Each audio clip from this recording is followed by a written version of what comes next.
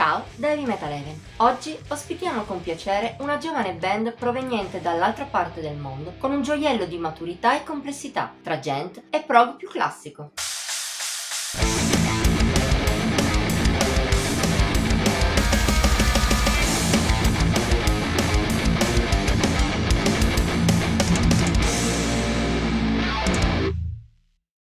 Nel mondo metal non sempre l'abito fa il monaco. A volte anche il moniker di una band può essere fuorviante.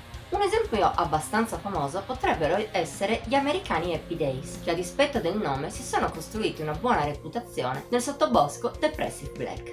Forse lo stesso si può dire anche della band di oggi, gli Ironstone. Qualcuno potrebbe pensare che un nome come questo possa appartenere alla tipica band del revival heavy tradizionale, magari una di quelle che si limita a copiare senza originalità Judas Priest e simili. Invece questo quartetto di Melbourne suona qualcosa di molto diverso. Coniuga sonorità moderne come gent e metalcore con influenze provenienti dal progressive metal più classico.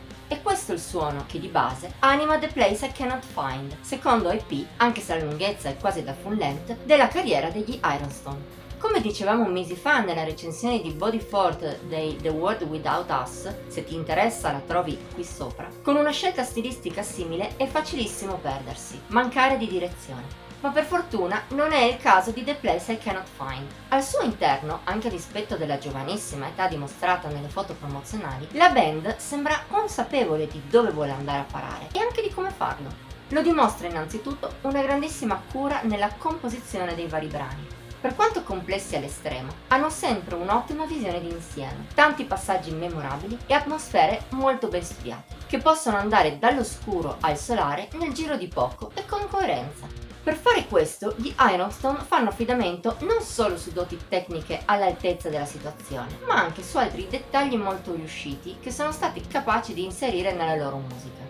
Quella che brilla di più è la voce di Dan Charlton, ottimo come screamer ma anche nei più frequenti momenti di pulito, in cui mostra un timbro profondo e di impatto. Ma anche la scelta di ricorrere all'elettronica, in maniera non pervasiva ma importante, aiuta The Place I Cannot Find. Lo stesso vale per alcune piccole influenze qua e là che rendono la musica più suggestiva. Completa il quadro una registrazione pulita e professionale che valorizza molto ogni componente del suono degli Ironstone. Sono questi i fattori all'origine di una scaletta con pochissimi momenti morti e tantissima sostanza.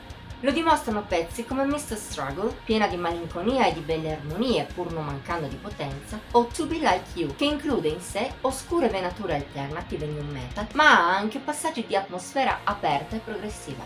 Il brano migliore è tuttavia la opener Brave the Black, brillantissima tra melodie vincenti, soprattutto nel meraviglioso ritornello, e una progressione di riff pazzesca della chitarra di Edward Warren, tra gent, prog e persino un piccolo breakdown deathcore. Anche al di là di questi picchi, comunque, ogni canzone dell'EP brilla per personalità e istrionismo e si rivela almeno ottima.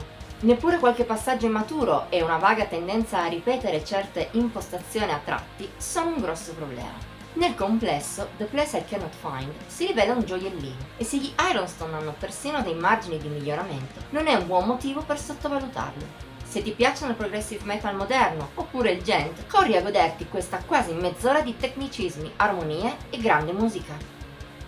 Voto di Heavy Metal Even 75 su un massimo di 80 per gli EP.